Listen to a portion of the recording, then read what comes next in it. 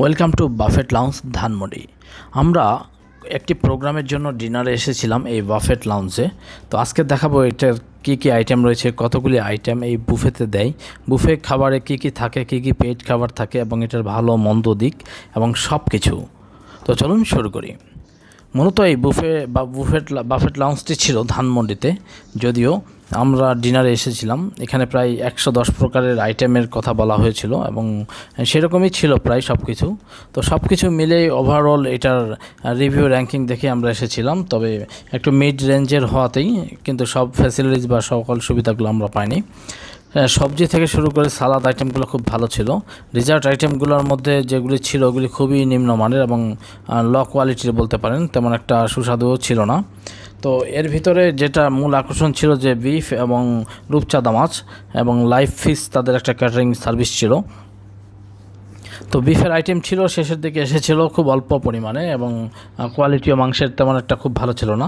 তবে এই সালাদের আইটেমগুলো কিন্তু দারুণ ছিল এবং চমকপ্রদ, বিশেষ করে এই আমের ভর্তাটা এবং রসুনের আরেকটা আইটেম ছিল তাদের, এটাও খুব সুন্দর ছিল। এর বাইরে তাদের যেটা রূপচাঁদা মাছ, এবং এটা রূপচাঁদা না পুঁটি মাছ আপনি বলতে পারবেন না, একদম লাইভ ফিশ নামে একটা পুরাপুরি মানে ফালতু একটা জিনিস বলতে পারেন। বিশেষ করে এই তাদের লাইভ ফিশ আইটেমটা একেবারে ভালো না। এর পাশাপাশি অন্যান্য যে আইটেমগুলি ছিল সেগুলো মোটামুটি ছিল, ছবি তোলার জন্য কিছু কিছু স্পেস ছিল। এটাই হচ্ছে লাইভ ফিশ, একটা মাত্র সামুদ্রিক মাছ, বাকি সব নর্মাল এবং রূপচাঁদার নামে একদম খুব ছোট লো কোয়ালিটির, যেগুলো একদম বাসি এবং পুরাতন। আইসক্রিম ছিল বরাবরের মতো, এগুলো পেইড সার্ভিস ছিল। এর বাইরে চা, কফি, চাটা খুবই সুন্দর ছিল, মশলাটি ছিল। এটাই ছিল ডেজার্ট আইটেমগুলি। এর বাইরে কিছু ম্যাঙ্গো জুস ছিল এবং লেমন জুস, এগুলো খুবই লো কোয়ালিটির। তাছাড়াও এটার এনভায়রনমেন্ট এবং ডেকোরেশনগুলি যা ছিল অতি লো লেভেলের, এবং এয়ার কন্ডিশনগুলি তেমন একটা কাজ করছিল না। সব গেস্টদের প্রায় হট ওয়েদার ছিল, যেটার কারণে তেমন একটা খাবার খেতে পারেনি তারা। এছাড়া ফুচকা, চটপটি ছিল, এটা খুবই ভালো ছিল এবং এই আইটেমটা সত্যি অসাধারণ।